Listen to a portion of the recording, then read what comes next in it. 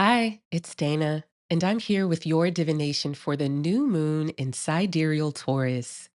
The 2025 Sidereal Astrology Guide says, planting seeds of shared affection.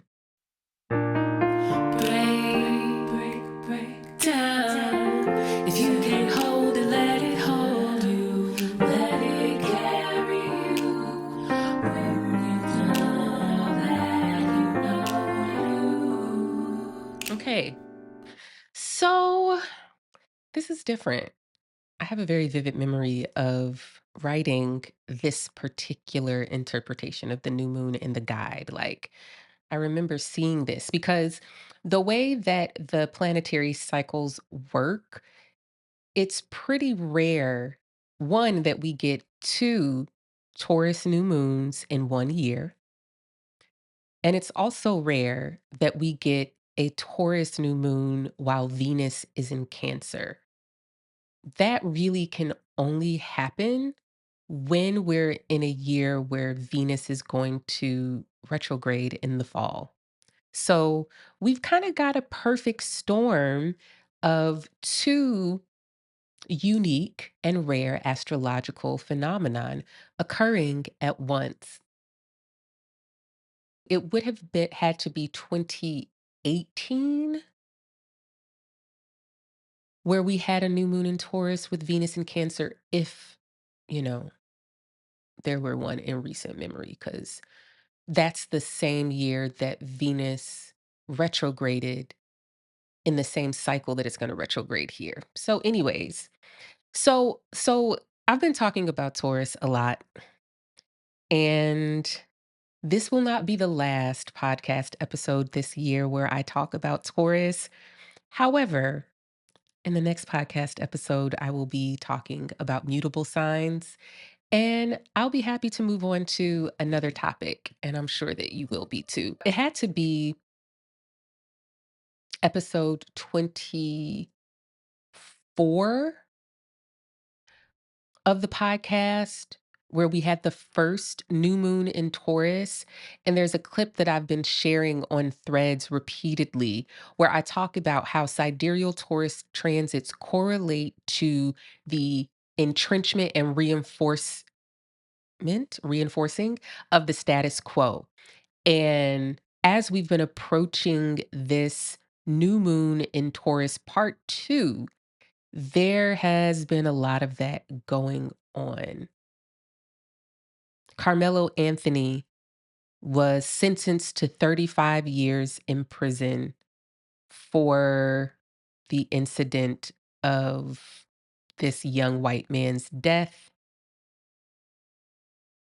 Carmelo Anthony pleaded self defense.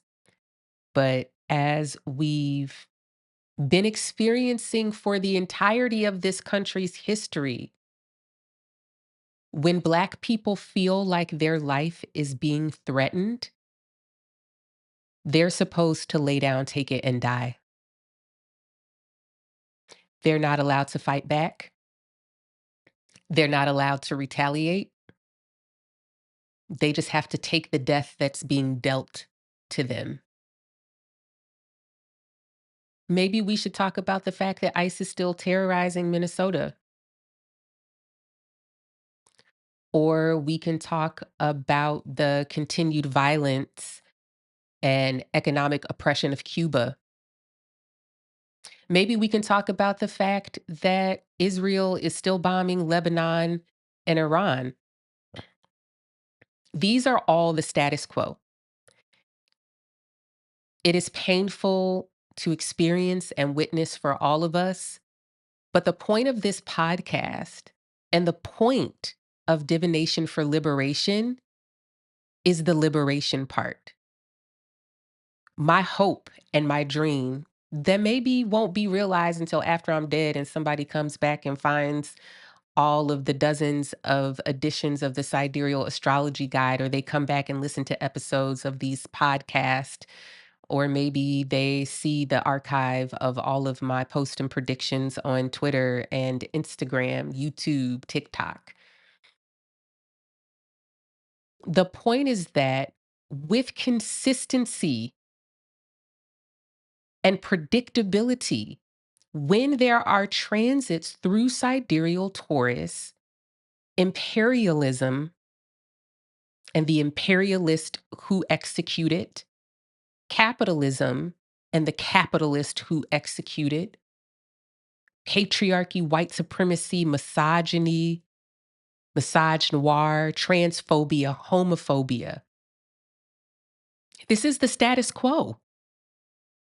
And it's reinforced, whether it's with Carmelo Anthony being on the receiving end of the same fate that Black men have been on the receiving end of for centuries. I mean, it makes me think of Rodney King getting beat to a pulp by police and don't fight back. How does a people survive when saving your own life is perceived as a threat?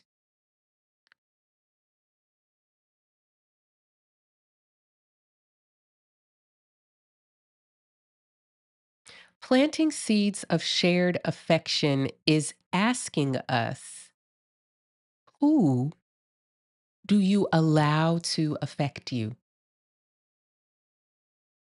Whose joy do you permit to influence you? Whose death makes you grieve? Whose fear alerts your nervous system that maybe there's a threat on the loose? Who do you let affect you? Whether or not you are aware, whether it is intentional or not, you are being affected. You are experiencing being emotionally influenced every single day in ways you notice and ways you don't. On social media, you're scrolling and you're riding the wave of algorithm programmed emotional manipulation.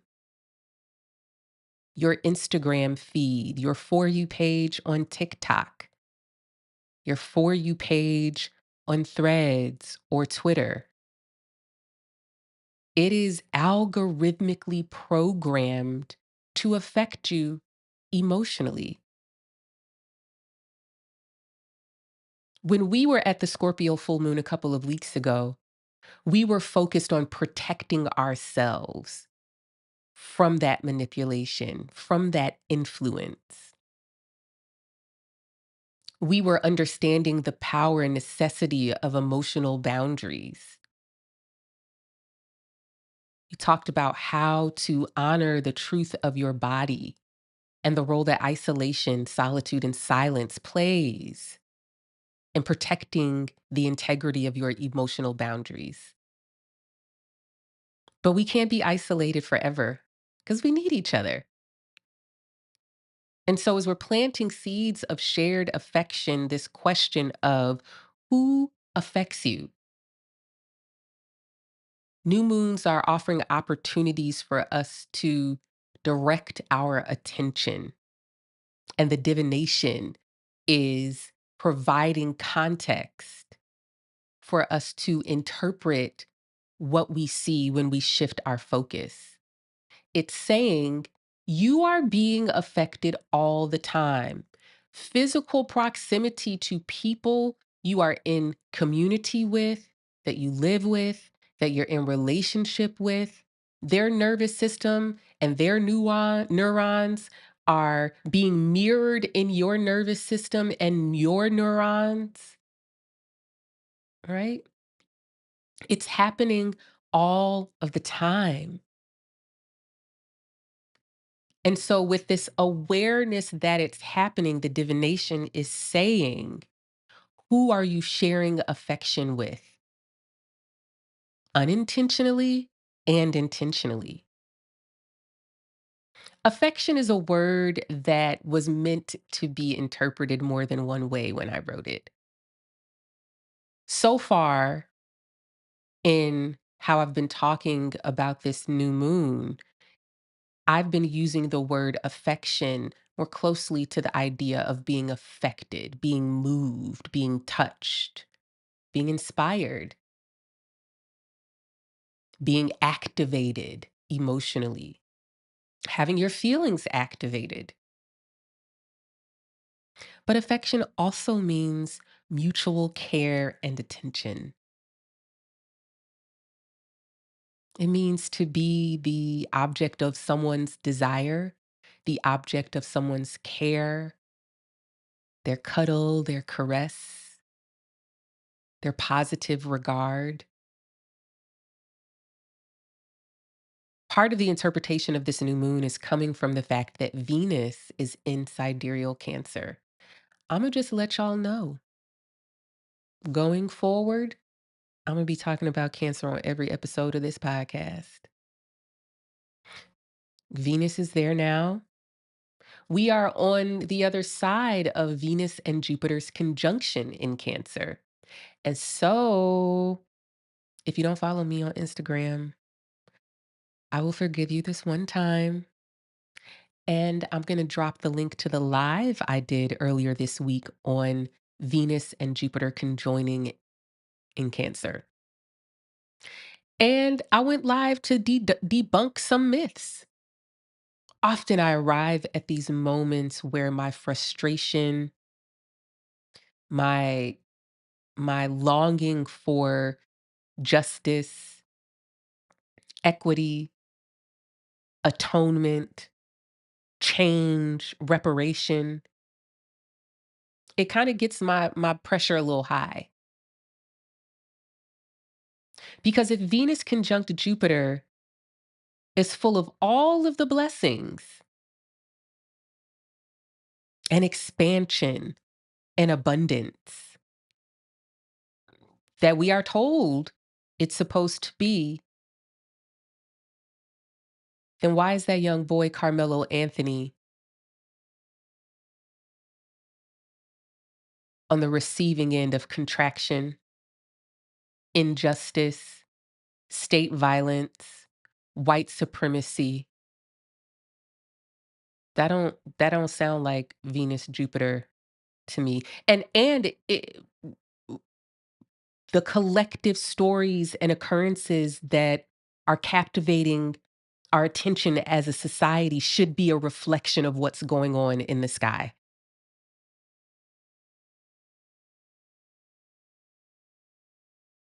I'm not gonna lie. I'm kind of feeling a way in this moment. These days I try to avoid reading too much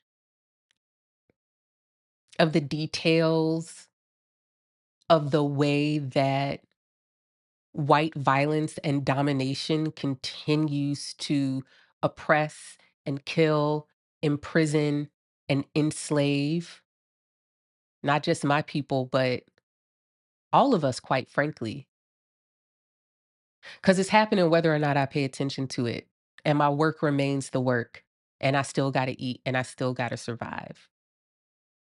But planting seeds of shared affection is the point. It's to not dissociate, to not ignore, to not disregard, to not turn your head the other way, but to allow yourself to be affected and to make sure that you are using this moment to pay attention to patterns in your life around who had the power to affect and emotionally influence and who just had to be on the receiving end. One of the things that I notice quite frequently in people's birth charts who have an abundance of water, Cancer placements, Scorpio, Pisces, is that they grew up in environments that were very emotionally responsive or reactive. And these dynamics manifest in this way that someone's feelings, needs, emotions, their distress are much bigger, much louder more powerful and stronger than everybody else in the house. And so everybody else in the house ends up swimming in the emotional waters of that person. These are not just dynamics that we experience at home when we have the malignant narcissist father or the covert narcissist mother, the addict, the chronically ill parent or relative, right?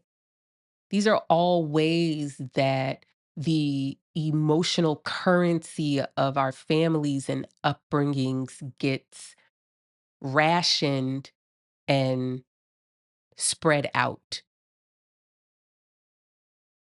Whose emotions, whose needs were primary and dominant in your home? Whose anger was everyone tiptoeing around? Whose sadness or grief was everyone trying not to trigger? Right? These dynamics are replicated in the collective. If you're alive in any part of the world that has been touched by European colonization, your society and your culture is programmed to avoid setting off white rage and violence by any means necessary. Everyone all over the world has been tiptoeing around Trump, who happens to have Venus and Saturn in sidereal Cancer. We want to avoid making him angry. We want to make him smile and laugh. We want him to not perceive us as a threat. So the emotions and needs of this one person is controlling the entire world. We're all swimming in the emotional waters of Donald Trump's nervous system.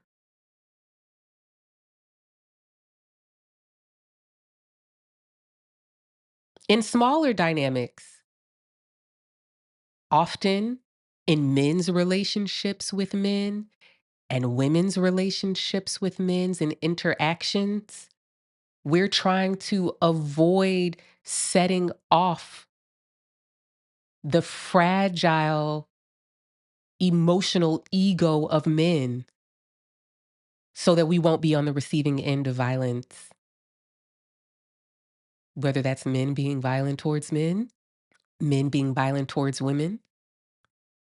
Yeah, there are some children right now who are trying to avoid setting off their mothers because they don't want her to go hide in her room and drink. So these are all of the ways that we are conditioned by collective and familial lived experience to abandon ourselves emotionally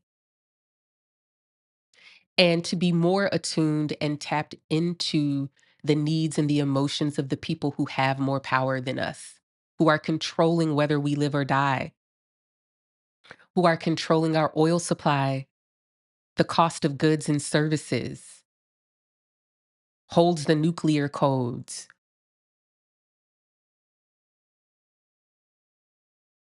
This is illuminating. We're illuminating who we are affected by.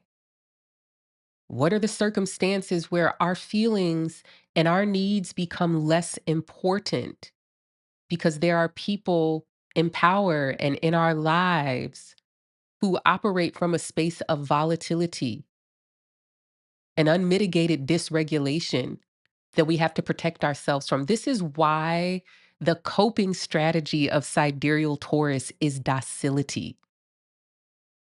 Docility means to stick your tail between your legs. It means to submit and subdue yourself.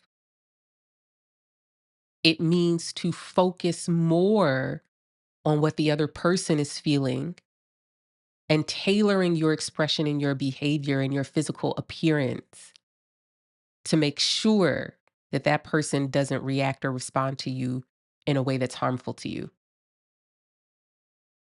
But again, the power of the divination for liberation is being able to take this understanding and look out at the world around you and interpret it through this lens, and also understand that you can choose to be affected by people. You can choose this shared and mutual affection by who you are in physical proximity to, what groups you identify with, where you invest in belonging, right? These are all ways that we are planting seeds of shared affection. Now, of course, I think that I feel like I said this on live the other day. And again, if you're in the Podia, the Div4Lib Podia, it's posted there for free. And also, it's on my Instagram. I'll drop the link in the comments. But people who start to learn a little bit about astrology and kind of pay attention, they always get really interested in Venus. Oh, Venus love, Venus romance. And like, yeah, but actually, the moon is who y'all think Venus is. When it comes to being fussed over, treated like you're somebody's baby, being called baby girl, being called bae, boo, my man, my man. That's the moon, my friends. It's the moon. So, a lot of the advice that I give clients, especially right now when they're coming to me asking me about relationships and love and what does their chart have to say and what does the sky have to say, I don't start talking about Venus actually. I start talking about the moon because I want to know, what's your relationship to being fussed over? What's your relationship to being the apple of somebody's eye? Can you stand the attention? Can you tolerate being that focus? Right? These Cancer transits, including what Venus and Jupiter are doing at this new moon in Cancer, the shared affection might be you being affected by your own body in a way that causes other people to be affected by your body. Because that's really what Trump is doing. Trump is so preoccupied with his own distress that he doesn't have any room in his nervous system to be attentive to anybody else's needs, including yours and mine, the citizens of this country that he's supposed to be president of. Which is a whole conversation about why the next president that we vote for needs to have Capricorn placements and Aquarius placements.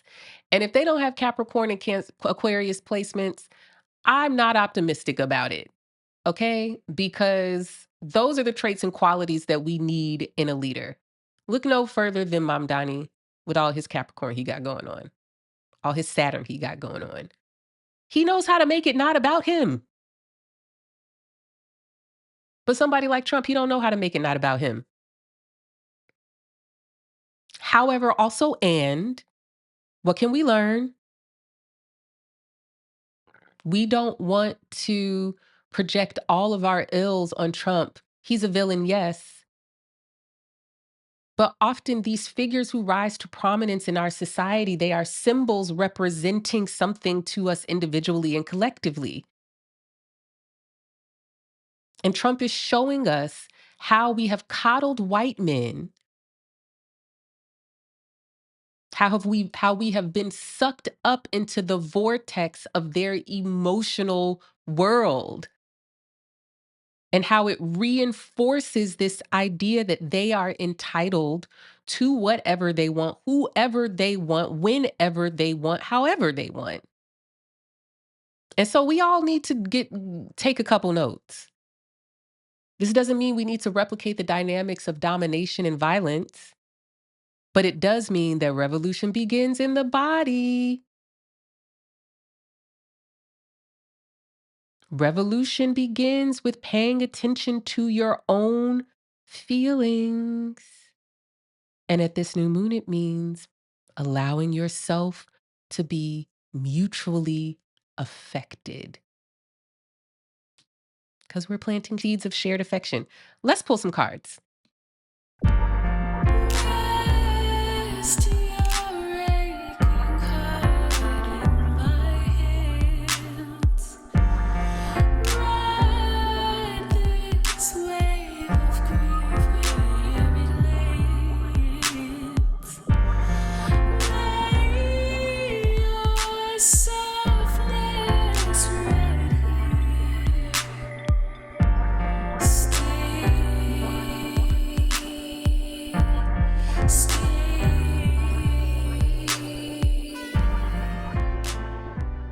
It's time for advice from the People's Oracle. Before we dive into this week's question, I got some follow ups from Alith and Elysium, who I gave advice to in the past couple of episodes of the Divination for Liberation podcast. So, first up, Alith says, "Thank you so much for addressing my question and all that you do. I'm so happy I found you. You have such a strong voice and point of view that the world needs right now. I listened to episode 24 a couple of times. You nailed the intellect angle and a reference to a strong mother. My mom is the ultimate people connector, and I've always viewed that ability with admiration, though I felt I'm not the same. I certainly am burnt out. This sphere of work feels so manufactured and irrelevant, as if society would rather have us waste our time doing nothing of substance than doing anything that might change the status quo. Financially, to answer your question, I'm fortunate and not struggling. I'm a white trans woman who transitioned around my 40th birthday. So, times aren't great. You brought up teaching, and while I never considered that, I'm thinking about it now. Like, what would I teach? I'm intrigued. Thank you again for reading my birth chart. It was such a trip to see you addressing me. You're welcome, Alith. I'm so glad that the reading resonated with you, and I just love when the accuracy is pinpointed right. Okay, let us see what Elysium has to say about the advice that I offered them. Hi, Dana. Thank you for choosing my question. Your analysis was so astute. I appreciate your wisdom and will definitely be integrating the practice you suggested to learn to tune into my feelings around others. Your reminder to go slowly was very needed as I often hold myself to an unhealthy expectation to move at the pace of the people around me. Your observations were all so affirming. Thank you for the work you do. You are welcome. This is so exciting. I'm loving this segment of the podcast. Okay, let's see what we've got going on with this week's segment of Advice from the People's Oracle. Today we have Renee writing in from Phoenix, Arizona, asking for relationship advice. Let's see what her question says. I have been in a relationship for almost 13 years. I get strong urges to leave and have attempted to do so on at least 3 occasions, but somehow always end up staying. Will I ever leave? Or am I for some reason supposed to be in this relationship for longer or ever? Before I offer any relationship advice, I just want to say that if you are experiencing physical, psychological, emotional, or financial abuse, there are resources to help you navigate this situation in a way that is safe for you. I'm going to drop a link or a few in the description of this video or this episode of this podcast where you can find help leaving if that is your situation. We know that the majority of women who are murdered by their partners are murdered when they make attempts to leave. We've seen plenty of that happening this year. And so I just want to address that before I give any relationship advice. Now, on to Renee's chart. So, one of the things that I want to say to you is that I don't know whether you're supposed to be in a relationship. I don't know if I like that framing. It feels very fatalistic and powerless. And maybe that's a reflection of the way that you feel. You feel powerless in this situation, especially if you've tried to leave 3 times and you just haven't been able to follow through with it. What I'll say is this: you've got your sun and your Mercury in sidereal Capricorn. Sidereal Capricorn is the sign of the caretaker, and it often is reflecting the ways that we end up in friendship and relationship and even work dynamics that replicate the emotional caretaking dynamics that we were subject to in childhood. Capricorn is often shouldered with the responsibility to make sure that their caregiver is okay emotionally, or that they have to silence and not be a burden emotionally because the adult has needs that are more important. And so I would probably suspect that that's a dynamic going on in your relationship that's making you feel like the care is not being reciprocated. Secondly, you have your moon, the planet of take care of me, and your Saturn, the planet of taking care of other people, in your second house of food and money. And so that tells me that also there's a financial dynamic here. Maybe there's some mutual dependency financially, or maybe you are dependent financially. The moon and Saturn together kind of makes me feel like there's both going on. So overall, the theme here is of huge caretaking dynamics. And I could see why you would want to get away from that. I would see why you would try to leave 3 times. But the thing is, whether you stay or go, you still gonna be you, right? Maybe it is easier to deal with those issues when you are not trapped in patterns with a person you feel stuck with. Maybe if you can't leave because there are children or there are material dynamics where you're dependent on each other, maybe it's worth it to try to figure out what your issues are and not focus too much on the other person and focus more on yourself and what it is that you're displeased with that's making you want to leave. Once again, y'all, I'm gonna bring up these Cancer transits because it really is the major black backdrop of the sky and representative of our collective experience over the next 18 to 24 months that we will each be experiencing differently based on our birth chart. In this case, for Renee, these dynamics of caretaking and giving and receiving care will be highlighted hugely, right? And this is to say, how are you learning over the next 18 months to be okay witnessing other people in your life be in emotional distress?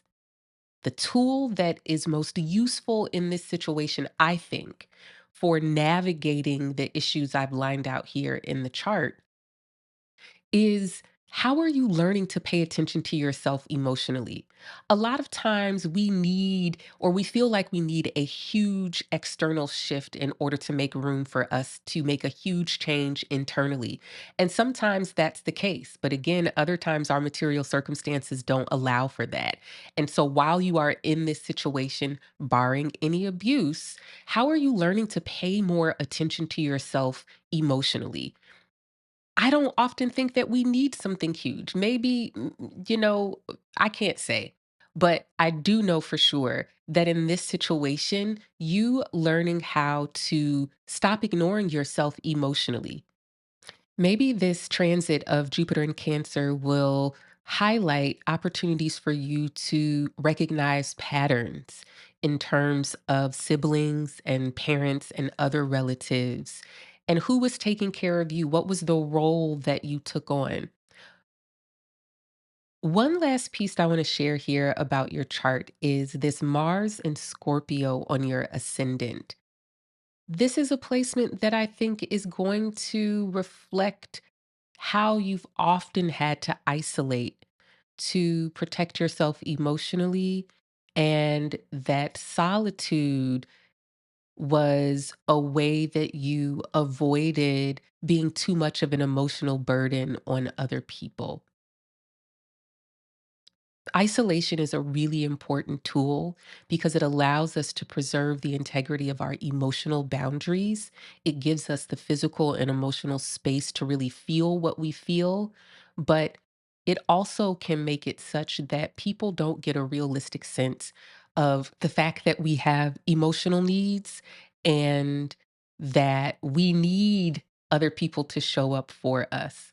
How are you learning to be a burden over these next several months? How are you learning to be okay watching the people in your life suffer allegedly because you're not rescuing them.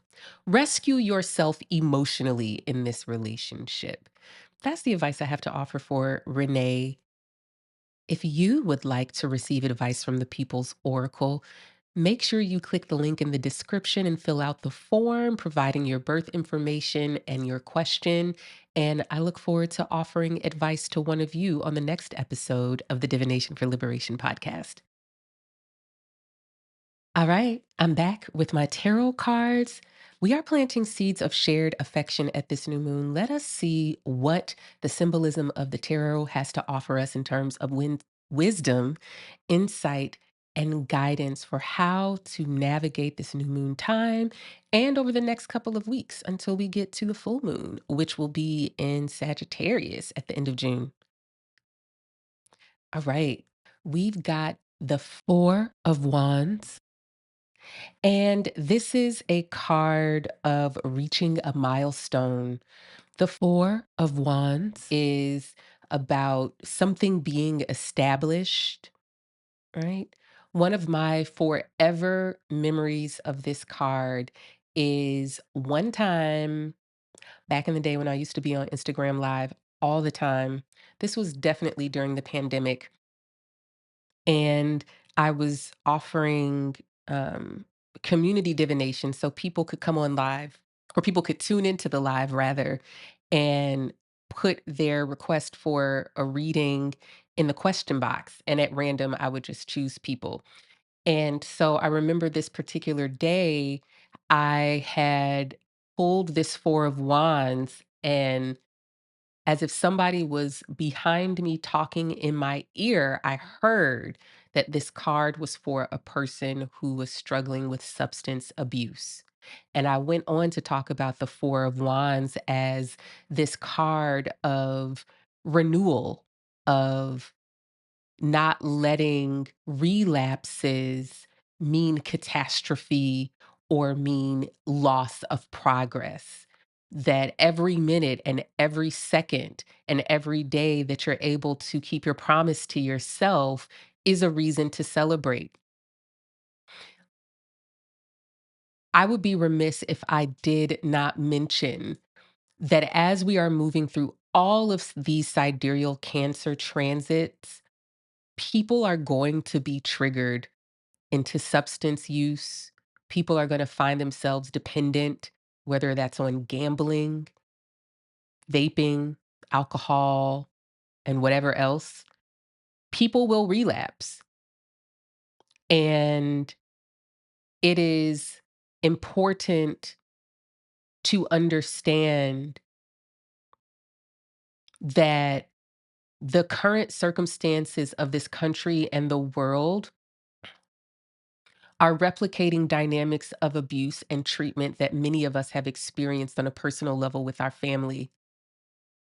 And so it's very hard to witness and experience these same situations and dynamics occurring without falling into the same coping strategies that we've developed to survive the first time that it happened to us. One of the things that I know about the sign Cancer, people who have that sign, um, while we are experiencing it through transits, it's that Cancer can really feel like you're on a boat and the water is doing the thing that water does. It ebbs and flows. And you're looking for the stability and stable ground. But what's really needed is the capacity or the learning how to surf, basically, learning how to float, learning how to paddleboard, right? Learning how to surrender. The water's not going to stop moving. The status quo is not ending tomorrow. Even if Trump dies, the capitalists who have been handling him and controlling our economy, the evangelical Christians and the white nationalists are going to continue to enforce transphobia and racism and misogyny and misogynoir. Like it's not going to stop tomorrow, just if Trump dies. So we got to learn to ride the wave. We have to learn how to stop expecting for this big moment to occur where finally we're relieved of the burden. And don't get me wrong, I will be hooting and hollering, okay? I will be clapping and applauding. I might take off my shirt and ring it around in the air like this. Like, don't get me wrong. I will celebrate. When the Wicked Witch of the East is dead. However, Israel is not going to stop bombing Iran just because Trump dies. They're not going to stop destroying Gaza or bombing Lebanon when Trump dies. The folks in Congress are not going to stop accepting money from capitalists and letting them control what happens with the money that you pay for taxes. Like, that's not going to stop. Right? Let's see what else these cards have to say. We've got the Justice card and we've got the Four of Cups. Just it's just a little sad, y'all. Four of Cups is not my favorite. Let me put that in a container though. It really represents moments where you cannot help but to be preoccupied with your feelings. It's a way that your emotions and your distress and your needs are all consuming, that you really cannot put them in proper perspective and you can't see them within the context of everything else that's going on in your life. There's a time and a place for this. It's not the most fun experience because it can really cause you to lose sight and perspective, and it can feel overwhelming. It can feel like you're powerless to your feelings and your needs. It can feel like there's nothing that you can do to change your circumstances. It's kind of like wallowing, you know? But for some major contrast, that's coming after the Justice card. And these two cards could really not be more different. The Justice card is really about getting your wits about you and recognizing that as you're making decisions, you need to set your feelings aside. You need to deal with things in a matter of fact way. And yeah, it's not really the time for being in your feelings. So, what a contradiction that we have here. This contradiction of the ways that the heaviness of everything that we're dealing with and experiencing, from the data centers to, Washington State has a item on the ballot this fall calling for genital examinations for girls' sports. And this is where I'm going to drop a clip from a previous episode where I said that was exactly what was going to happen after they decided that all of the women participating in the Olympics needed to have their chromosomes tested. I'll drop it right here. But this is the slippery slope of this whole needing to test the chromosomes of all of the women who are going to participate in the Olympics. Because at some point, that's not going to be enough. And so then they're going to have to make you pull down your pants and look between your legs. Because what is the actual data that proves your gender? You saying it clearly isn't enough. They don't believe you. Whether you're trans or assigned female at birth,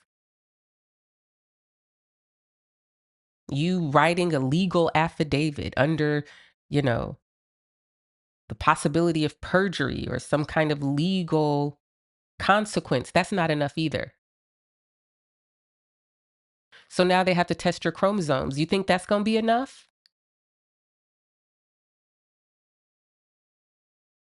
No, that's not going to be enough either. Like I said, they're going to make you pull down your pants and they're going to have to look in between your legs next. You think that's going to be enough? So I just say all of that to say that there's a lot going on and it's heavy. And maybe this is not about choosing one or the other. Maybe it's not about wallowing and remaining in that helpless space versus getting a hold of yourself and being the grown up in the room and setting aside all of your feelings and making hard decisions that need to be made. Maybe there's room for both. And I think that it's a necessity to have both, particularly because of the ways that this Four of Wands is showing up. When we go from extremes of deep emotional, uh, being deeply consumed by our emotions on one end, indulging ourselves emotionally, which is the coping strategy of Cancer. And then on the other side, we have this detachment, desire for objectivity, to see things from a different perspective, right? To make decisions based on the facts of the situation rather than how we feel. We go too far on either one of those ends of the spectrum, and we just end up getting slingshotted back to the other end, which is why when you've been denying yourself something for so long, it becomes more and more and more tempting to indulge yourself till you can't help it. Or when you've indulged yourself to the point that you're sick to your stomach, you say, never, I'm never touching that again. I'm never doing that again. You just might. You just might. I think there's a middle ground where being consumed and occupied by our own emotions outside of the context of community convinces us that we are the only one feeling a certain way. There's a lot of ritual in the Four of Wands. There is ritual in the form of like holidays, which are supposed to be the ways that communities set aside time to recognize and acknowledge someone or something, an occurrence or something from the past, right? I feel like that's so appropriate for Taurus because that's a part of the status quo too. Juneteenth has become a federal holiday, which one could make the case that once again, something that Black people have created has been co opted by empire, stripped it of its meaning, and made it another opportunity to consume. But that don't have to be what you make it. What rituals are you establishing as an opportunity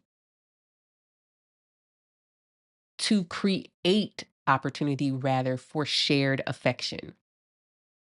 How are you gathering? Who are you gathering with?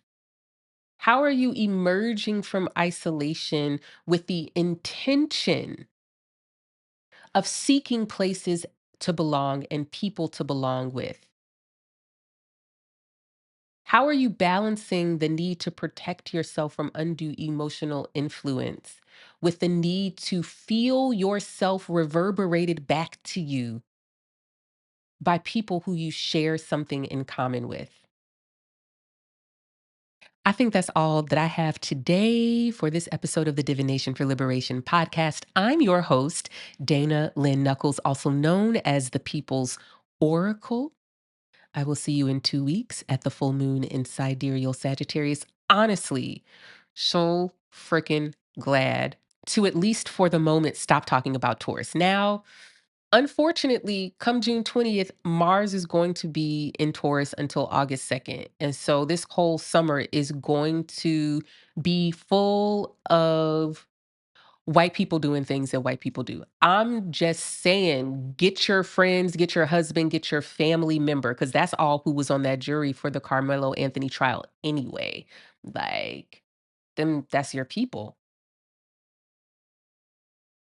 Sorry, not sorry. Mhm, mhm, mhm, mhm. In any case, Michael Herger, hopefully I'm saying their name right. This is the person who runs the Instagram account, a website that keeps track of COVID wastewater data. The link to that website is going to be in the description. Uh, They've changed the way that they're mapping wastewater, and it's much more specific now. So before it was like state by state. So this state is low, this state is high. But now you can see data on like a city, municipality, county level that can be more specific. There looks like there was a flare of cases in East Central Texas.